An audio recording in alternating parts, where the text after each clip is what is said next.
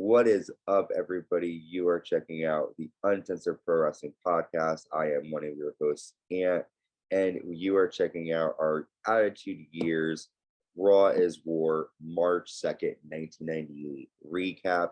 And joining me today is our new guest host, all the way from across the pond. Introduce yourself, my friend. Hi everybody, my name's John. I'm a big wrestling fan. I'm really excited to get started with Anthony and the other guys talking about past episodes of Raw. Can't wait. Yes, and it's going to be a cool conversation here because you were like in your 20s at this point, so you're going to have a sort of older person, not older person, but you know what I mean, Yeah. I like was an adult perspective on it. Whereas when I late teens, first saw early this, I was 20s. young. Yes, sir. So So go ahead. I was just going to say, I was late teens, early 20s. So it's a little bit clearer in my mind than maybe some of your regular listeners who are a little bit younger. But yeah, can't wait to get going. It's going to be a lot of fun. So we're live in Cleveland, Ohio, and every time I hear of Cleveland, I think of The Miz or Johnny Gargano or any of those guys because those are big Cleveland people. And yes, sir. And D-Generation X comes out to start out the show, and Triple H says that the road to WrestleMania officially begins tonight. WrestleMania 14 is now X-rated. Discretion will be advised, but completely ignored. Yeah. Now, did you know at the time that like if when he said X-rated, did you think this is gonna be a night? Not really, to be honest with you. I didn't know what to expect. Obviously, I noticed that by this point in 1998, the show had turned a little bit. Prior to that, it wasn't as, I don't know if raunchy is the right word. Wasn't as cheeky, wasn't as In your face. in And your face, exactly. yeah. So yeah, I wasn't sure what to expect when Triple H was saying those words then, but we found out during the episode. We sure did. So he goes, yes, the discretion will be advised but completely ignored. Owen Hart, you've been dancing around with my title. I'm going to go through you like a hot knife through butter. Mm-hmm. And then Shawn Michaels takes the microphone and he goes, Mike, talking about Mike Tyson, D-Generation X has an offer you will not refuse. If you make the wrong decision, you'll never forget. D-Generation X. He goes, WrestleMania 14, Stone Cold, the toughest SOB isn't tough enough. You will boogie to the sound of sweet chin music, courtesy of HBK. Then Stone Cold Steve Austin walks out to the ring, and right after Stone Cold comes out, Kane follows with Paul Bearer. And Paul Bearer says, Stone Cold Steve Austin, you won't have to worry about WrestleMania. Kane will send you straight to hell tonight. And then DX leave the ring. Stone Cold grabs the commentating booth and says he's gonna whip Kane's ass tonight. So Raw is starting off to a wild start. Let's break down some things here. First, Triple H is annihilating Owen Hart with his words, saying that basically that's my title. Were you a fan of Owen Hart during this time, or were you more of a Triple H fan? I quite liked Owen Hart, if I'm honest. Yeah, he wasn't. I felt a bit sorry for him. He wasn't the biggest of guys, which didn't help him. But I did like him. I liked his style. I liked his sort of attitude. I just felt he could have been used better than European champion, to be honest with you. But yeah, I was a fan of Owen Hart. He was a grafter and he was a good technician. That's for sure. Yeah, he's definitely one of my favorite wrestlers of all time. And I think he was doing really good right now. What was good about this time is that every wrestler sort of like had a spot to fill. Sort of, I always like to say, the Beatles, I describe the Beatles to a lot. Yeah. They each like added an element to it and then did their own thing. Raws were only 2 hours, they served their purpose and they were done. So 100 Triple H, this is a good rivalry. I mean, it's sort of like the sophomore humor versus the serious wrestler, and it's gonna go down. And then with Mike Tyson, what did you like? Did you know how big Mike Tyson was? Oh yes, of course. What I did mean, you think? it was unbelievable at the time. I remember it might have been a week or two before that episode that we're reviewing today. Yeah, There was rumors that Tyson was going to be in it. And I think the cameras were showing you Tyson behind the scenes watching an episode of Raw. I think it might have been, or with Vince McMahon, but you never really yeah, imagined that Tyson would actually be involved so yeah. deeply in the wrestling. Um, it, so when he finally showed up, it was a big deal. It was unbelievable. He really was the baddest man on the planet at that time. Yeah, and I think it does get lost on like younger viewers or people Yeah, who are new to it because nowadays I've had my own disagreements about the celebrities are just like put in WrestleMania matches just for the fact that they're celebrities. Whereas back then, when you have a big name like Mike Tyson, it wasn't often that that happened.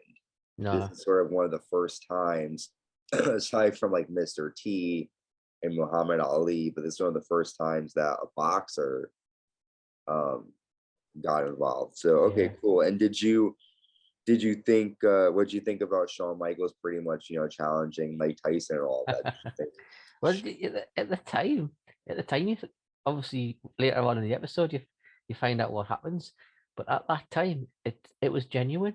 You really thought Shawn Michaels is offering Tyson on. He wants a piece of Tyson.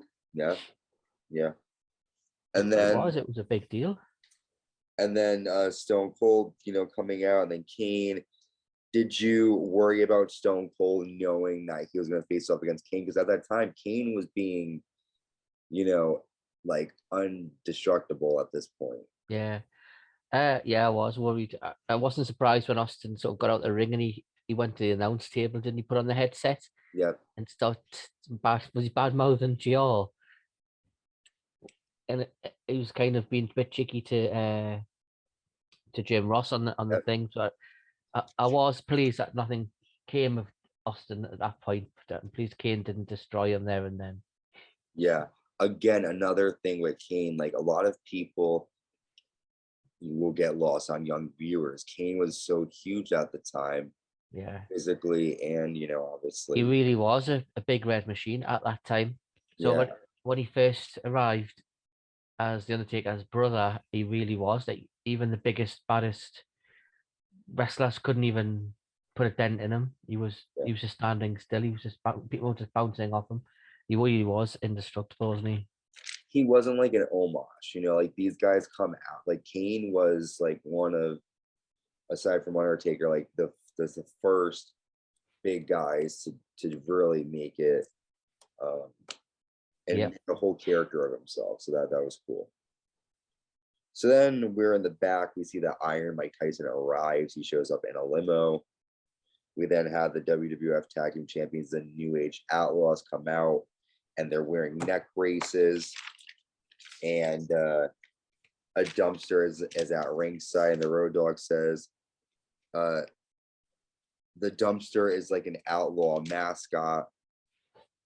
We were attacked and we pressed charges.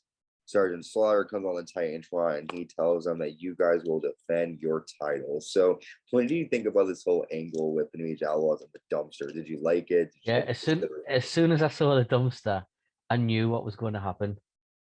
You could just tell. I mean, I was a huge fan of Cactus Jack and Chainsaw Charlie, but as soon as I saw that dumpster, I knew how the match was going to end. So, yep. So we have the tag team champions, the New Age Outlaws, defending against DOA. And I don't have much notes for this. The nation. I always say the nation. The New Age Outlaws toss 8 Ball into the dumpster, but Cactus Jack and Chainsaw Charlie come out before that Yeah, can happen, and the New Age Outlaws leave, and the DOA get the win by count out. So obviously they keep messing with these guys, but they are afraid of them.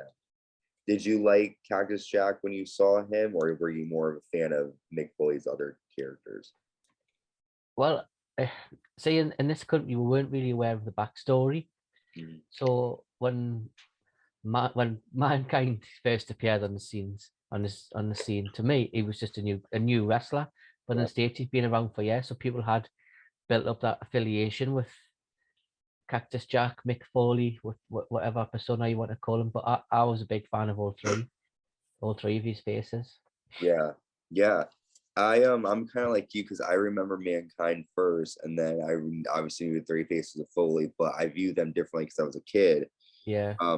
It was earlier this year at the Royal Rumble when we saw all three faces involved, so that was cool to see. But That yeah, was amazing. That. I like just seeing Cactus Jack and Chainsaw Charlie fuck with the New Age Outlaws. It's very fun. Next, we have Tom. How old was Chainsaw Charlie? So, sorry, Anthony.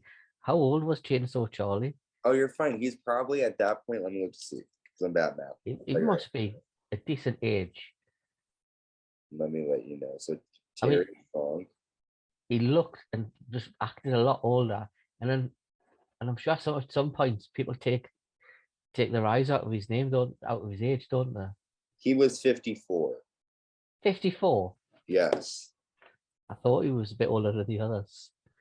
Yeah, but that's crazy. That's insane. Think of like a Triple H. Triple H is I think that's how Triple H is, or he might be early 50s. Let me see. Yeah, I I suppose. think he's the early 50s, I think. Triple H is 52. Yeah, so just a couple of years younger. But imagine, so Yeah. excuse me. Well, we have Tom Brandy taking on the marvelous Marc Mero. For those of you who don't know, Tom Brandy was Salvatore Sincere, and now he is just this Italian dude. He's been fighting with marvelous Marc Mero for the past couple of months on Raw. And Sable starts to come out, but marvelous Marc Mero kicks her out. Brandy nails a top rope bulldog and a sit-out power bomb and gets a 2 count. Luna Vachon walks down and she slaps Tom Brandy, which then allows Mero to nail a low blow and a TKO. Mero gets the win. After the match, Luna then makes out with Marc Mero and Goldust attacks Mero. Sable runs down and attacks Luna. Mero yells at her, and then Sable pushes Mero to the mat. So a lot to unpack.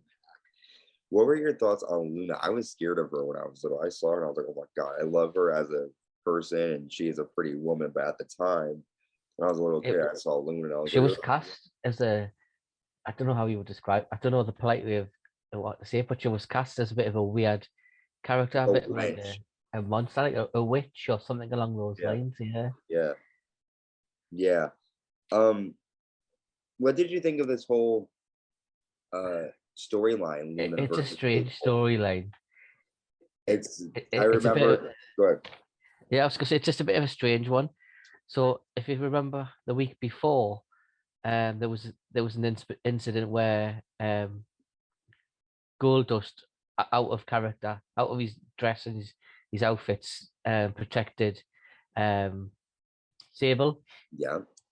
And Marc Mero attacked Goldust from behind because he was annoyed that he put his hands on his woman after Mero himself had been bad mouthing her, and that's how it's set up this week. It's just a bit of a strange angle. If Luna was so unhappy with Marc Mero, the way he's treating her, the way that he's talking to her and behaving, she doesn't need to come out every week and be his consort. She could find somebody else. Yeah. Yeah, I hear you. She shouldn't always be by his side.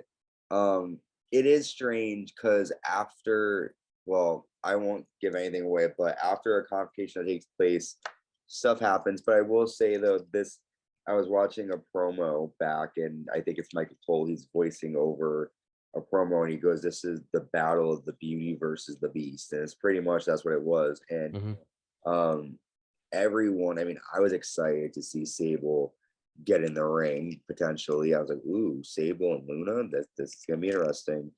But yeah, Marvelous Marc Mero is pretty much just used to pump up Sable. I mean, it's true. Yeah, why he's mad. Next, we have the WWF European Championship on the line. The European champion Owen Hart defending against Mark Henry with the Nation of Domination. Before the match starts, Commissioner Slaughter tells the Nation of Domination to go backstage. Owen attacks Mark Henry, nails a spinning heel kick and a baseball slide. China walks down to the ring. Henry nails an elbow and gets a 2 count. Henry misses a jump, and Owen Hart nails a spinning heel kick. Owen with an enziguri and a sharpshooter. However, China gets on the apron. She pushes Owen Hart off the top rope into Mark Henry's bear hug. And then, in a weird move, China low blows Mark Henry, causing the European champion to lose the match for qualification, but not lose the title and attack him. So it looks like China's plan is to keep Owen Hart European champion until WrestleMania, but also hurt him while she's doing it. What did you think of this? Yeah, it was a bit of a strange ending, to be honest with you. So Mark Henry was bear hugging Owen Hart, like you said.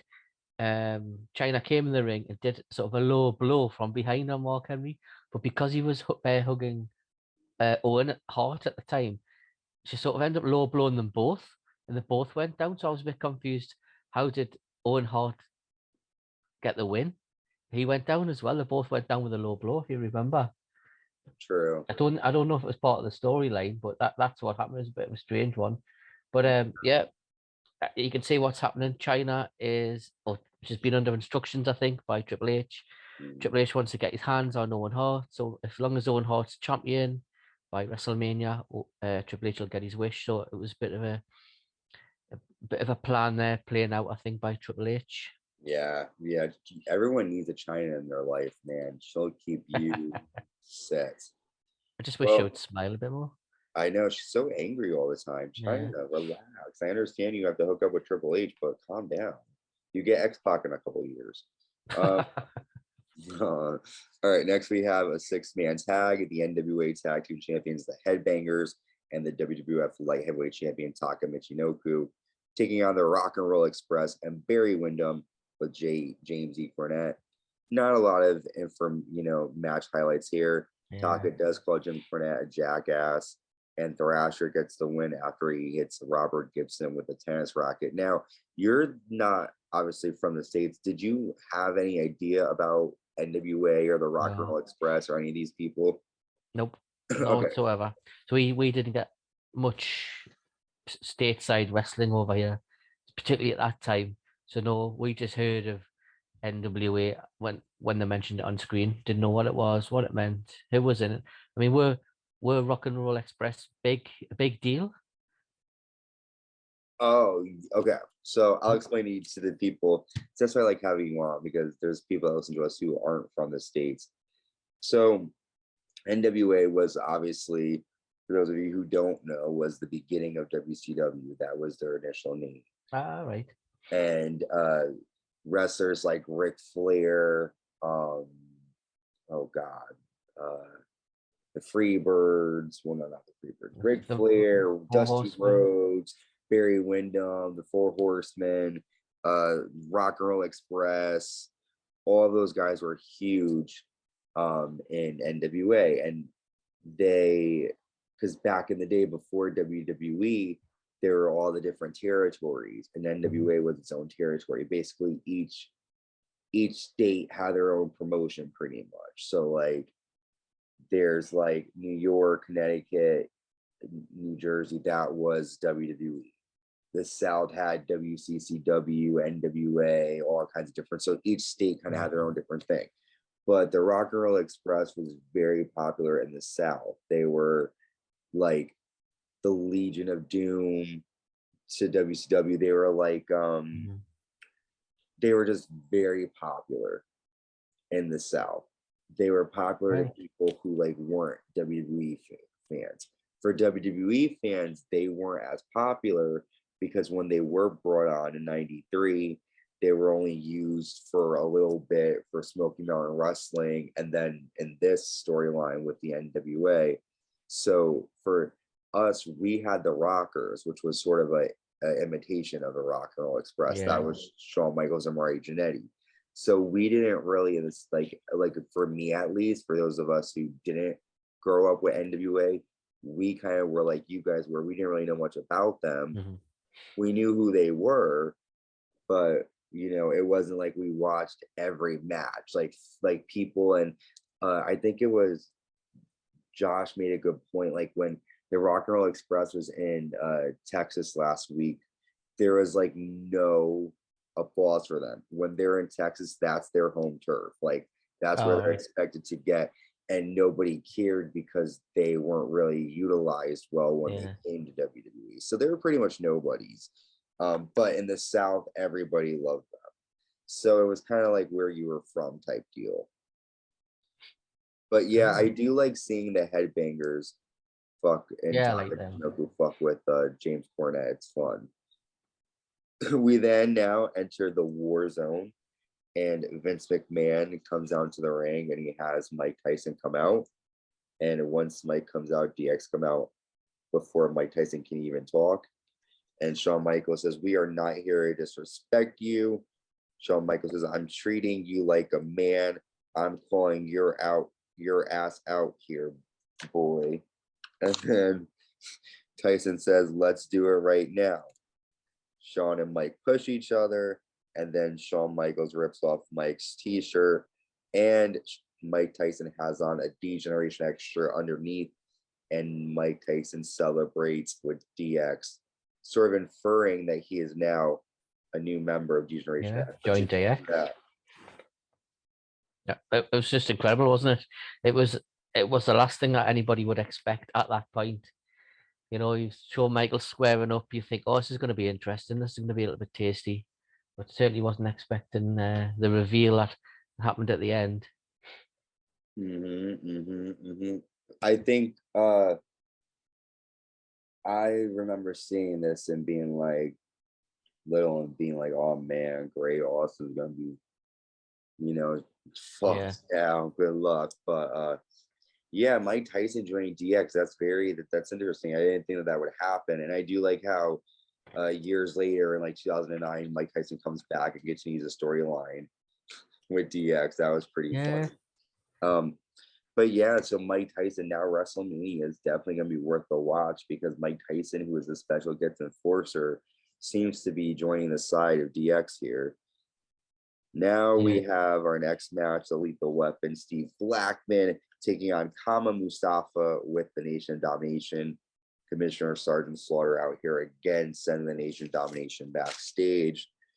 Blackman nails a drop kick and a dive onto Kama outside, flying across body. Steve Blackman's a fucking beast. He nails a backbreaker and a big kick to Kama, but then The Rock and Farouk come out and attack Steve Blackman. Farouk nails a Dominator, and The Rock hits a rock bottom. Ken Shamrock runs out, and he takes out the Nation, helping Steve Blackman. So the Nation is just dominant, pretty much, just attacking people. But Ken Shamrock helping out Steve Blackman, that's a team that is pretty undeniable. What do you think of that? Two similar fighters when you think about it, especially with Blackman's martial arts, Shamrock's grappling. And I wasn't sure at the end. I know that they're friends now, but when Shamrock came to save Blackman, there was a little moment where I thought, "Ooh, what's going to happen? Yeah, are they squaring up, or have they got a mutual respect?" And they sort of kind of pumped fists, didn't they, at the end, and that to show everyone that they were on the same page. I'm just looking forward to seeing the Nation get their up and comments.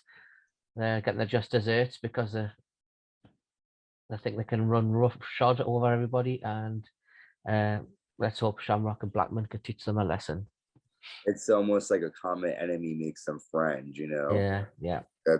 There you go. Well, we now have Tennessee Lee, who fans would know from WCWS Colonel Robert Parker. He comes down and he introduces Double J, Jeff Jarrett.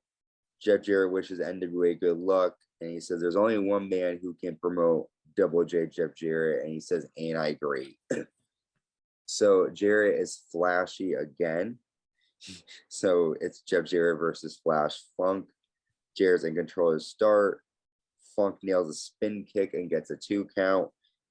He nails a back suplex, but Tennessee Lee hits Flash Funk off the top rope, and then Jarrett applies a figure 4, and Flash Funk taps out. What do you think of the new and improved Jeff Jarrett back to his old style? Yeah, I liked it. He was very flashy, very cocky. He had them sunglasses that he wore that lit up a bit like Elton John. He had the flashy jacket. He had the flashy hat. It was all white. Yeah, I liked it. The match itself was a bit of a nothing match, obviously Yeah. just used to promote Double J. But yeah, I like Jeff Jarrett. I like his style. I like his strut. I hate Tennessee Lee. Ugh. But Well, you know, I didn't know him in WCW, so this is just the first time I've seen him. he was like had a situation with Sensational Sherry there, and he was just like a heel manager there too. We then get a promo from Jennifer Flowers, who will be at WrestleMania 14 for those who are outside the States. Jennifer Flowers was a lady who accused former President Bill Clinton of sleeping with her. Um, and pretty much this whole Wow. X-rated themes going along with that. Is she going to reveal anything about the president? At the time of this thing happening, there's a whole Bill Clinton and what was her name? Monica Lewinsky scandal taking place. Right. So they're thinking, oh, we'll get fans to buy into this. Seeing Jennifer Flowers, she might drop some She bomb. might reveal. Something. I Yep. wondered who she was. Yeah, she was just like a basic. She was just pretty much suing the president. The president. Fair enough. We then get a promo about the Legion of Doom arguing and fighting last week, them breaking up potentially. And then we get to our main event. We have Stone Cold Steve Austin taking on Kane with Paul Bearer. Stone Cold comes out and he attacks. And before that can happen, he gets attacked on stage by Shawn Michaels with the Sweet Chin music. Yeah. And then Kane destroys a fan at ringside. Paul Bearer has the ring bell guy do a 10 bell salute for the Undertaker. So let's unpackage that first. What do you think of the attack on Stone Cold before the match even starts? I was gutted, absolutely gutted. So Austin comes out, doesn't he? And the sort of Triple H goads him, turns around, and then as he turns back around again, he gets Sweet Chin music. He looks like it's be out cold as well, doesn't he? So that was a surprise. I really was looking forward to seeing Kane v Austin. But yeah, it was it was a nasty ambush. I'm a big Austin fan. I was pissed when I Yeah, saw that me too. bastard. Okay, so Kane, yeah, so Paul Bearer has the ring guy do a 10 bell salute for the Undertaker. Kane then choke slams the bell guy and nails a tombstone. And he tombstones him, yeah. Yes, sir. Paul Bearer says Kane has done exactly what I said he was going to do. My Kane has one more tombstone left. Vader is gone. Everyone has gone down at the hands of my Kane. I challenge someone to step up. And then the lights turn purple. The bells go off. A lightning bolt hits off on a casket. The Undertaker sits up and says, Kane, you disappointed me. Is that your best effort? You cannot destroy that does not wish to perish. Undertaker says he knows the truth. He went on a trip to sue the souls of my parents. Oh, damn.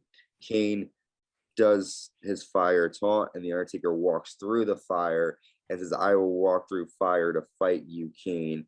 You will understand why I am the Lord of Darkness. March 29th, remember when we were small children. This time there will be no one to save you. You will rest in peace. So, okay, for weeks, Undertaker has been gone after Kane set the casket on fire at the Royal Rumble. Undertaker has said before that he would never fight his brother. Vader stood up to Kane thinking that this behemoth could take him out. Didn't happen. Kane annihilated him at No Way Out. And then, Kane's just been dominant, attacking everyone. And now Undertaker's back. And he's saying he wants to fight Kane at WrestleMania. What did you think of this huge situation? Yeah, it was amazing, wasn't it? And I like the speech by the Undertaker. It was classic Undertaker. The tone, the way he sat up from the casket, or what we see over here, we call them coffins. But Yeah. as he sat up from the casket, he sort of looked. He was facing sort of side on. He sat up, looked straight ahead, and he just turned his head really quickly towards the ring, didn't he?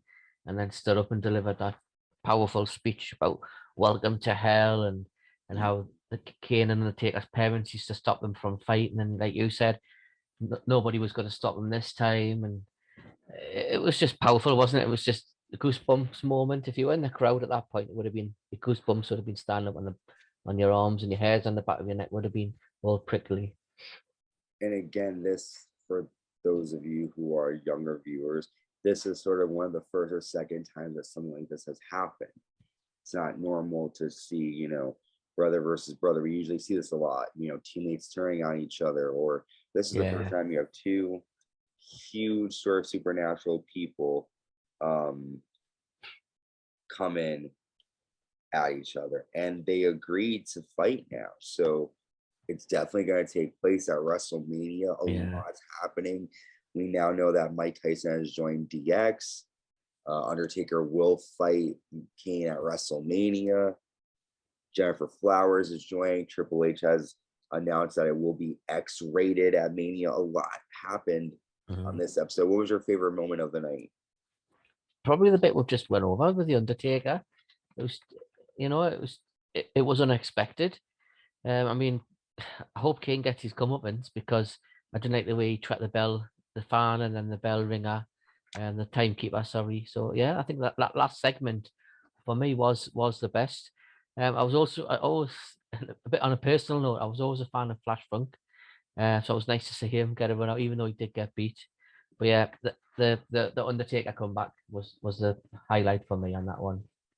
Me too. Just when the Thunderbolt went off, and then he sits up and turns, like, and then when he walks through the fire, that was a very good element to it. I do love the Undertaker returns.